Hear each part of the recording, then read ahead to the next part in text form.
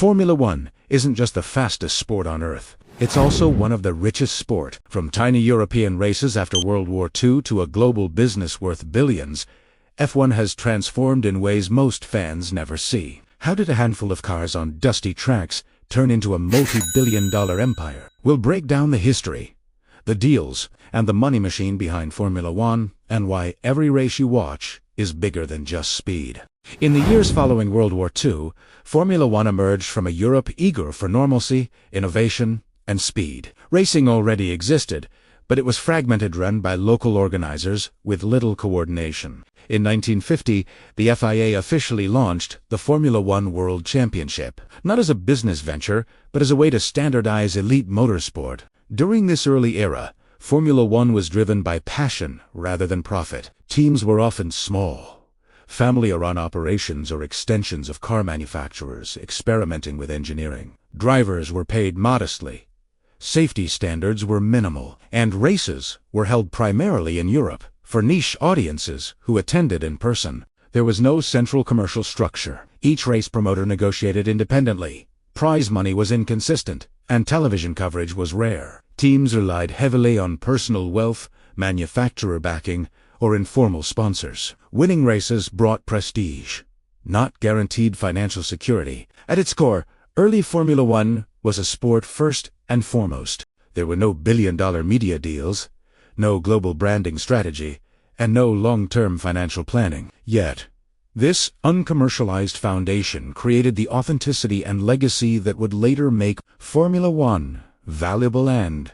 ready to be transformed into a global business. By the 1960s, Formula One was evolving beyond pure competition, as costs began to rise and teams searched for new ways to survive. Engineering innovation was accelerating, travel expenses were increasing, and prize money alone was no longer enough. This financial pressure forced teams to look outside the sport for funding. The turning point came when commercial sponsors entered Formula One. Tobacco companies, in particular, saw global racing as the perfect advertising platform. In 1968, teams abandoned national racing colors and replaced them with branded liveries. Cars became moving billboards, and Formula One began to visually resemble a modern commercial sport. This shift changed everything. Sponsorship money allowed teams to hire better engineers, develop faster cars, and expand operations. Success on track now directly translated into greater financial backing, creating a feedback loop between performance and profitability. Formula One was no longer just racing, it was marketing at 300 km/h. However, this new money also introduced inequality. Well-funded teams surged ahead, while smaller teams struggled to compete. Still, sponsorship marked Formula One's first true step toward becoming a business, laying the groundwork for the commercial empire it would later become. By the 1970s, Formula One had money coming in,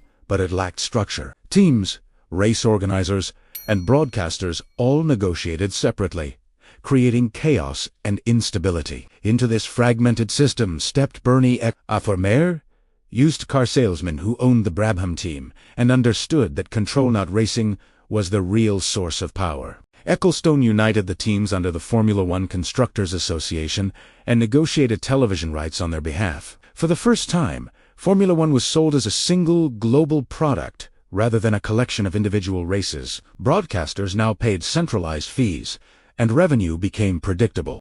This control was formalized through the Concord Agreement, which defined how money was distributed and who held commercial authority. Ecclestone secured long-term rights for Formula One's commercial operations, effectively separating the sport from its business. Racing continued on track, but decisions off track became increasingly corporate. Under Ecclestone, Formula One transformed into a disciplined commercial enterprise. He professionalized race promotion, standardized contracts, and focused relentlessly on profit. This era marked the moment Formula One stopped being run like a sport and started being run like a business. In the 1980s and 1990s, Formula One exploded onto television screens around the world, transforming from a European-centered sport into a global spectacle. With Ecclestone controlling commercial rights, Formula One could sell broadcast deals to multiple countries, and networks competed fiercely to air races, paying record sums for exclusive rights. This global expansion was fueled by careful scheduling and marketing. Races were timed for primetime audiences in major markets, and circuits were built or modified to appeal to international fans. F1 became not just a race, but an event, complete with pre-race coverage, post-race analysis, and commentary that brought drama and personality to viewers at home. Television revenues became a cornerstone of Formula One's business model. Unlike ticket sales, broadcast money scaled with viewership, giving the sport a steady and massive income stream. Countries and sponsors recognized the exposure, and global brands were eager to invest in teams, tracks, and events that reached millions of households worldwide. By turning races into broadcast-ready spectacles, Formula One proved it could monetize its sport beyond the track. Television didn't just bring in money. It cemented F1's status as a global brand and created the template for how modern sports could grow commercially without compromising the spectacle of competition. Today, Formula One is no longer just a sport. It is a multi-billion-dollar business with multiple revenue streams driving its immense value. Unlike the early days, the modern F1 ecosystem makes money in diverse ways, balancing race fees, sponsorships, media rights, and merchandising. Each component contributes to the overall financial machine. Race hosting fees are a major source of income. Countries and cities pay tens of millions of dollars per event for the privilege of hosting a Grand Prix. These fees are justified by the tourism, global exposure, and branding that an F1 race brings, creating a lucrative incentive for F1 management while helping cities market themselves on a global stage. Sponsorship remains another key revenue stream. Teams attract multinational brands, eager to showcase their logos on cars, drivers, and uniforms. In addition, Formula One itself partners with global companies for league-wide sponsorships, creating an additional layer of income that reaches fans worldwide. Media rights also contribute massively, with broadcasters paying billions to air races live, while digital platforms and streaming deals expand reach and revenue further. Merchandising, licensing, and fan engagement through apps, games, and collectibles round out the financial ecosystem. Together, these revenue streams make Formula One a self-sustaining business powerhouse, capable of generating billions annually, while continuing to grow its global audience.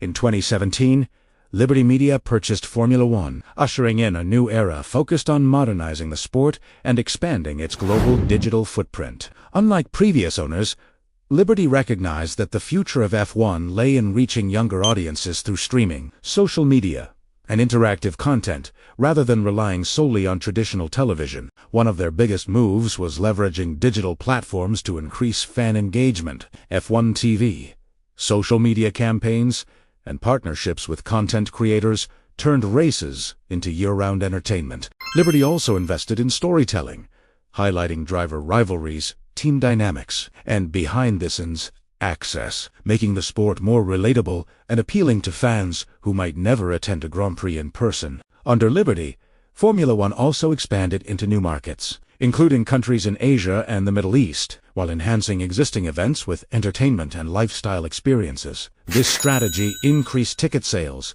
attracted global sponsors, and created new revenue streams, all while growing the sport's international brand. Today, F1's valuation exceeds $10 billion, a testament to its transformation from a niche racing series to a fully commercialized global entertainment powerhouse. Liberty Media's approach shows how combining technology, marketing, and strategic expansion can turn a traditional sport into a modern, profitable empire. And that's how Formula One went from humble European races to a multi-billion-dollar global business. From sponsorships and TV deals to Liberty Media's digital revolution, every move off the track has shaped the sport you see today. If you enjoyed this deep dive into F1's business, make sure to hit that like button and subscribe for more videos breaking down the economics behind your favorite sports. Thanks for watching, and I'll see you at the next Grand Prix.